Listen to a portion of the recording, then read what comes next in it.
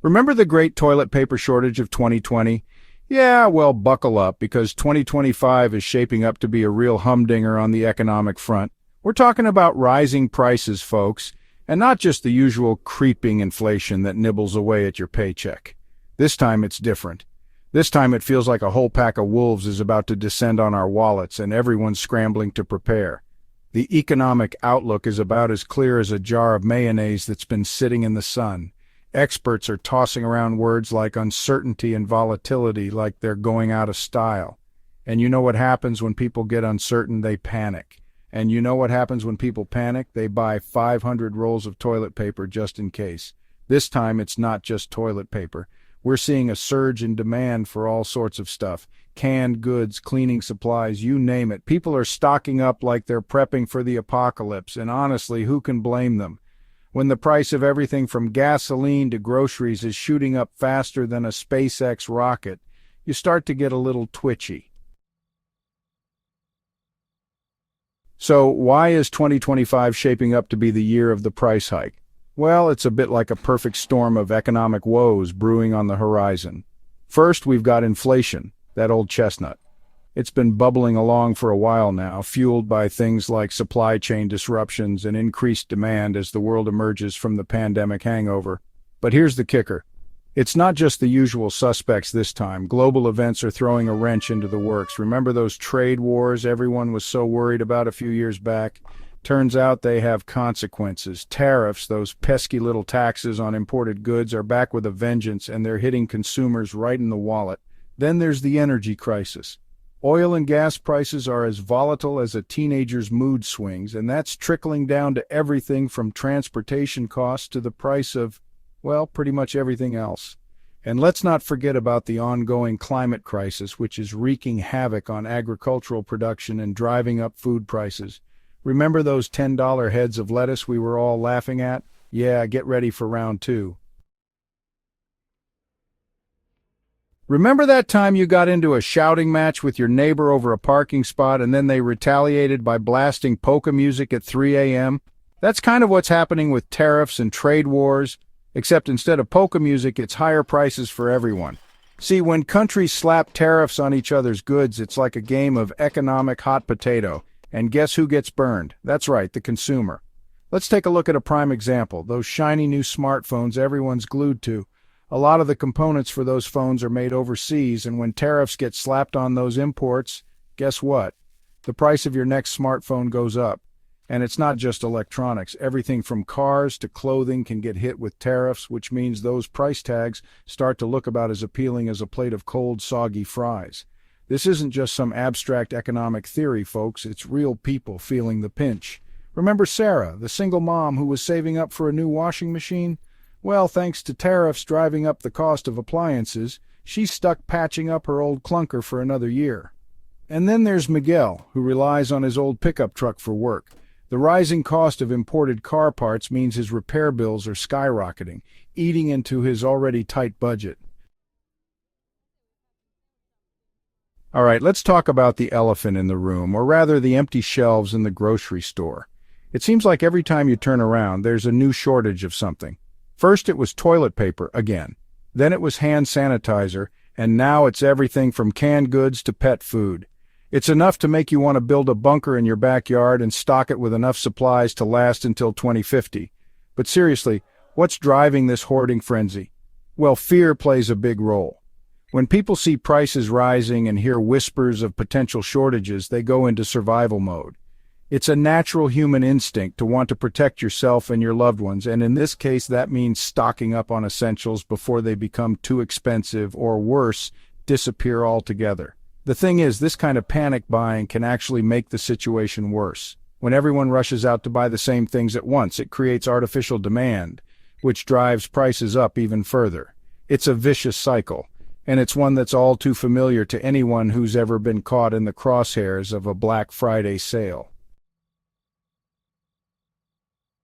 It's not just the essentials that are flying off the shelves. Oh no, my friends. We're talking about the big-ticket items too. Electronics, appliances, you name it. Remember those new headphones you've been eyeing?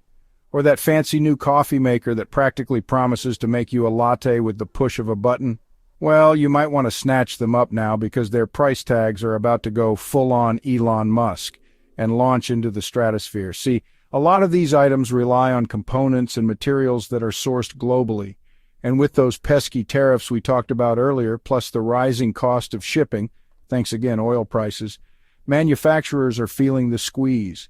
And what do when they feel the squeeze? They pass it right along to you, the consumer, in the form of higher prices.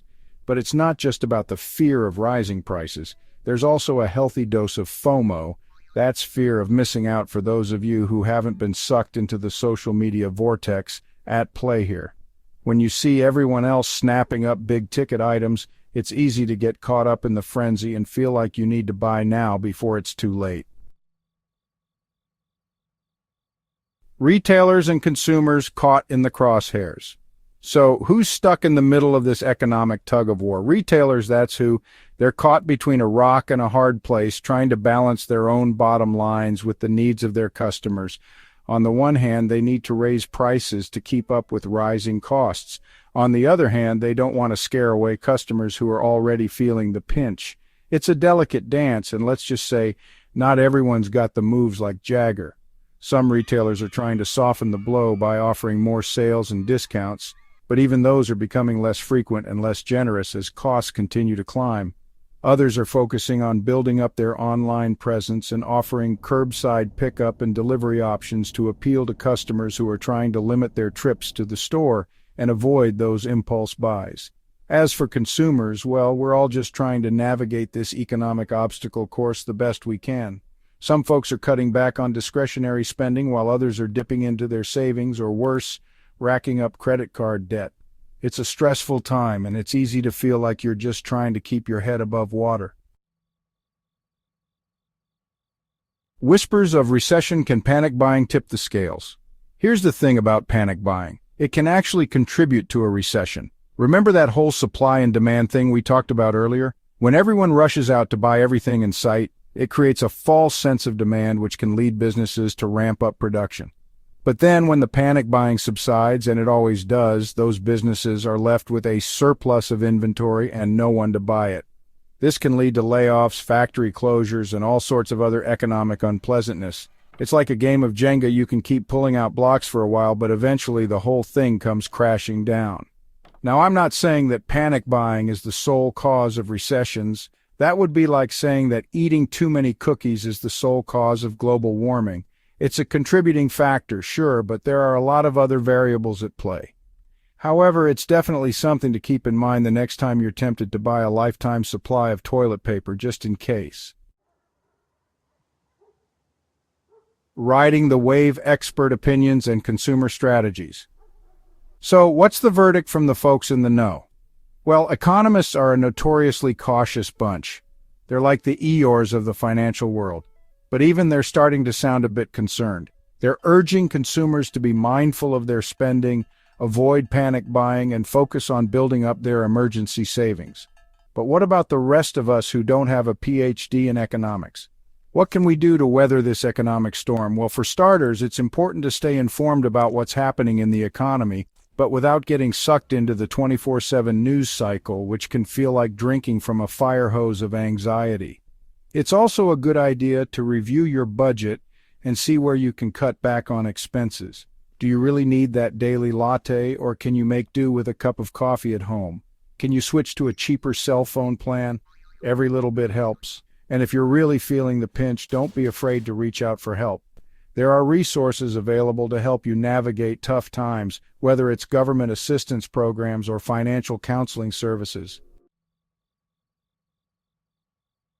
Weathering the storm: a look ahead and words of caution. Look, there's no sugarcoating it. We're in for a bumpy ride. The economic forecast looks about as predictable as the weather in a hurricane season. But here's the good news. We've been through tough times before, and we've come out the other side. Remember the Great Recession, the dot-com bubble burst? We survived those, and we'll survive this too. The key is to stay calm, be prepared, and don't panic. That means avoiding the urge to hoard toilet paper, being mindful of our spending, and remembering that we're all in this together. And hey, if all else fails, we can always resort to bartering. Got a spare can of beans? I'll trade you for a roll of toilet paper. Just kidding. Kind of. So buckle up, Buttercup, it's going to be a wild ride. But with a little bit of planning and a healthy dose of humor, we'll get through this together.